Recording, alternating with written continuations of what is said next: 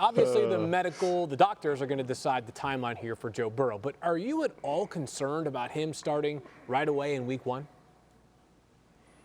Absolutely. Listen, you read in the papers and read all the information that talks about, hey, thumbs up, he's ready to go, he's going to be ready. That ain't football ready. Like we're out there throwing around and it's 7-on-7 and nobody touches, you're wearing a red jersey. When it turns on, this thing can get scary in a hurry. And I think when I think about Joe Burrow, I understand they go with Chase. They feel like they're going to help him with weapons on the outside, which you appreciate.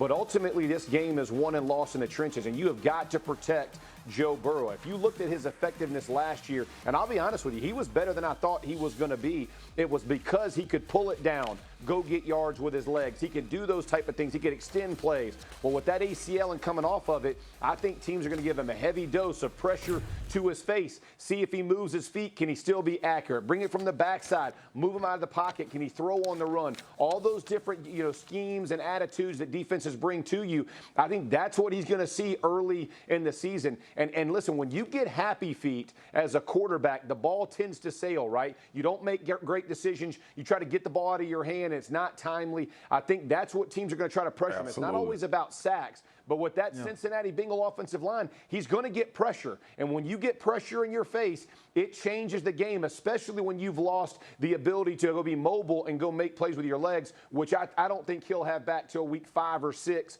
of the regular season. Yeah, certainly won't just be Joe Burrow. His reshaped offensive line going to play a big part in that as well. It's also not just quarterbacks who are coming back from major injuries last season. Cam Hayward, outstanding player in his own right and always a great teammate. Do you believe that Ben Roethlisberger can return to form like Cam Hayward does? I'm not sure if we have anybody big enough to just remove me from my seat and put Cam Hayward in my seat, because we about to say the same damn thing. Okay? This is about where Ben is in his career. It's not about if Ben can throw the ball 50 yards. He can. It's not about if Ben can operate an offense with his arm at a high level. He can. It's just when you asking them to do it 50 times a game without a complementary run game. Obviously, we talked about that last year with how anemic they were running the ball out of the backfield. Obviously, they go get Najee Harris in the draft. So hopefully the plan is to become a more balanced offense. Y'all listen. We can go back to the Cincinnati Bengals game, the second time they played them in the season. It was all figured out. The Bengals gave the blueprint to everybody else, and that's why the Pittsburgh Steelers wasn't able to have that same type of success. What they did was just set on routes because they knew that this offense was predicated on extended handoffs, basically. Quick 5-yard passes and let guys make plays. Ben Roethlisberger needs a run game. And think about this. It's not even about his age. Think about when Ben won Super Bowls. Think about when he first came into the league. Think about the Pittsburgh Steelers, period. They run the football. That is the thing you worry about when you're defending against the Pittsburgh Steelers, is a dominant run game. I was there playing defense for the Cowboys during the Le'Veon Bell years. We were worried about giving up 200 yards rushing. We were hoping that they would drop Ben back 50, 60 times a game. Here's the bottom line. That's right. Ben Roethlisberger can still play quarterback at a high enough level to put Pittsburgh in a great situation. He cannot do it if you're going to ask him to throw it 50, 60 times a game.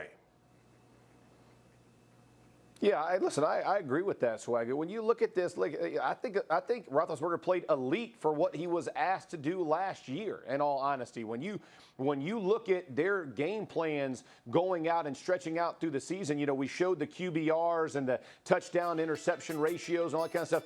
How about after about week 7, everybody in the league looked at it and goes, hey, this ain't changing. Corners walk down. Linebackers get tight to the line of scrimmage. Defensive linemen rush 2 steps and get your hands up and knock the ball down. It's not complicated to stop a team that's going to throw the ball 50 times. You heard Villanueva, their offensive tackle, who now left and went with the Ravens, and he talked about you knew going in every week that it was going to be a whole lot more throwing than running. Well, back to Swagu's point, you got to put your hand in the dirt. You got to go hit people in the mouth. Even if it's not always effective, it's that complementary football that you always hear about that opens up play action. Now the intermediate routes open up. Now that deep ball that Roethlisberger was known for so many years, it gets home because there is something that you have to play, which is step up and play the run. When all you're defending is a one-dimensional football team, there is no way to be productive in the NFL. Their offensive line was bad last year. They were way too passive, way too soft. The mentality and scheme has to change for the Steelers to keep this thing going. So Swagoo, Mike Tomlin, the Steelers head coach, always says the standard is the standard, and he has never had a losing season as a head coach, 14 years into that side of the business. So the playoffs are basically the standard in Pittsburgh. Can Ben Roethlisberger guide the Steelers back to the playoffs this season? You know, Phil, I like watching a lot of music, a lot of those music shows, the contests that they have with people trying to win them.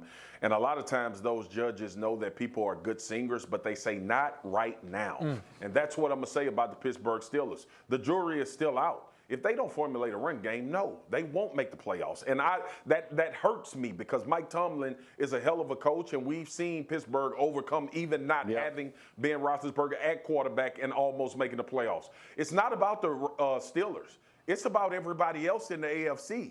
It's about teams getting better. You look at these rosters preseason-wise, the Steelers ain't there as normal as we usually see them to have that ability to compete, let alone in their own division with Baltimore and Cleveland. That's right. Yeah, Baltimore, Cleveland in your own division, and you're looking at the wild card in the AFC. If you can't win it, you're in trouble. And I'm with you, man. Betting against Tomlin, it's like painful. You know, there are very few things that are what I consider tough questions. This is tough because you believe in what Mike Tomlin does. I mean, he took with no quarterback, they went 8-8. I mean, it's insane what this guy can do. I just think they're with the roster the way it is constructed, unless there's a major change, it's going to be tough for him to make it.